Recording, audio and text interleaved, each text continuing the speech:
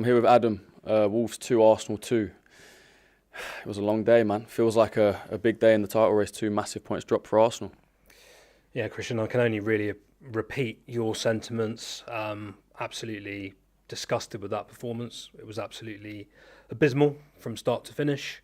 We looked poor, we looked passive, we looked like we were unable to deal with the level of pressure that was on us. And it's Wolves, 20th place, 10 points. After tonight, 10 points. Yeah. Listen, I completely understand the frustration coming from that AFTV reaction because this wasn't just about dropping points. This was about mentality.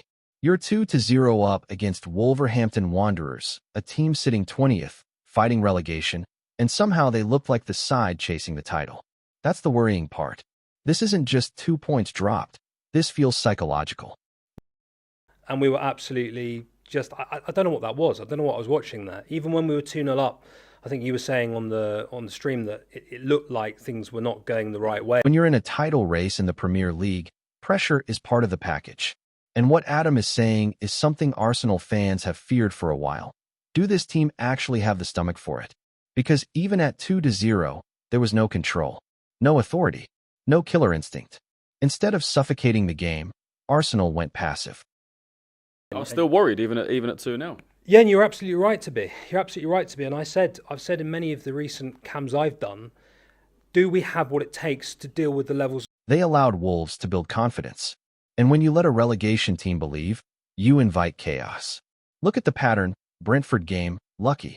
Tonight, 2-0 lead thrown away. That's not bad luck. That's a team struggling to handle expectation. And the second goal? Calamitous is the perfect word.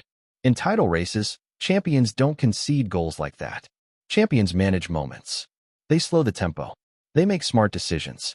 Arsenal did the opposite. The comparison to that painful Football League Cup final moment says everything. Pressure. And the problem I've got is again and again and again, this team are showing that actually they don't. They don't have what it takes. They don't have the stomach to go into When these. fans start recalling trauma during current performances, it means trust is fading. This wasn't about tactics tonight. This was about mentality under pressure. And if Arsenal want to be serious contenders, these are the games you must win, especially when you're 2-0 up. Because title-winning teams don't ask, can we handle the pressure? They prove it. It was like the moment when Obafemi Martins got that ball off Koscielny in the League Cup final. One of my worst memories as an Arsenal fan, by the way. Absolutely abysmal memory that was. Now this is where it gets even more serious. Because what Adam is describing isn't just frustration, it's fear. Fear that this team is starting to mentally crack. When fans talk about a meltdown, that word isn't used lightly. 2 wins in the last 7 in the Premier League. That's not title-winning form. That's hesitation. That's doubt creeping in. And I'm really worried. I'm really worried after seeing that because I'm not seeing the players taking control. I'm seeing the beginnings of a meltdown, not just in the fan base. And Christian made a key point. Fans get their confidence from what they see on the pitch. If the players look nervous, passive, unsure, the fan base feels it immediately. That chaos at the end, that's not leadership. That's frustration boiling over. But also within the players and the squad itself as well. Well, that's where the fans get their confidence from, what they see on the pitch. And if you've seen 2 wins out of the last 7 in the Premier League, what do we have to be confident about, really? The Gabriel Jesus incident sums it up perfectly. Where was that aggression when Wolves were building momentum? Where was that intensity when Arsenal needed control at 2-0? Channel that fight into dominance, into composure, into game management. Exactly, and you were speaking sense throughout, Christian, absolutely. You saw it coming, and I think a lot of us saw it coming. It was worrying. And at the end, what is that nonsense at the end? Instead, it comes out at the final whistle when the damage is already done. And this is the pattern Arsenal fans are scared of. We've seen it before over the years. When the pressure rises, performances drop. Big moments require calm heads. Instead, we're seeing emotional reactions. That sort of, if they'd actually showed that fight in the middle of the game, perhaps we would have won the game. Yeah. And we're winning 2-0. So what that nonsense is at the end, I don't know. And I don't know as well. But Title races are not just about talent. They're about mentality. They're about controlling narratives. They're about stepping on teams' necks when you're ahead. Right now, Arsenal look like a team hoping to win the league, not demanding it. And until that changes, these meltdown conversations are going to keep happening. We struggle when there's pressure on us. And then when everyone thinks we're going to lose, lo and behold, we pull out an amazing performance and win. And we look unbeatable on our day. And it's always the same with this team. And this is the biggest accusation of all. Arsenal are a team that perform when there's no pressure, but shrink when everything is on the line. That comparison to Manchester City is painful, but it's real. When there's no pressure on us, we're able to do it. When there's every bit of pressure on us, we're not able to go, do you know what, we enjoy this. Like Man City were at Anfield. City go to places like Anfield needing a result, and they embrace it. They don't fear the moment. They control it. Players like Bernardo Silva thrive in those situations. That's the difference between hopeful contenders and serial winners. Turned up, Bernardo Silva, we had to win the game. We did win the game. No excuses. We are the opposite to that. When there's no pressure on us, it doesn't matter. We're playing football. Arsenal, when expectations are low, they play beautiful football. Free-flowing, confident, expressive. But when the table tightens and the pressure builds, suddenly that smooth, silky football disappears. And that's the worrying trend Adam is talking about. It's like, rolling the ball around on glass, smooth, silky, lovely football. But then when it does matter, you get that. And, that's... Even this Wolves game, people came in thinking it's 20th place will get the job done. But the performance at the Emirates earlier in the season wasn't convincing either. The warning signs were already there. What, we've all been rewarded with for the last, and you're right, there's been a very worrying trend. I came tonight thinking, do you know what? Surely it's Wolves. Now it's 5 points. City with a game in hand. And let's be honest, do we really see Newcastle United FC going to the Etihad and turning over City in this form? It's unlikely.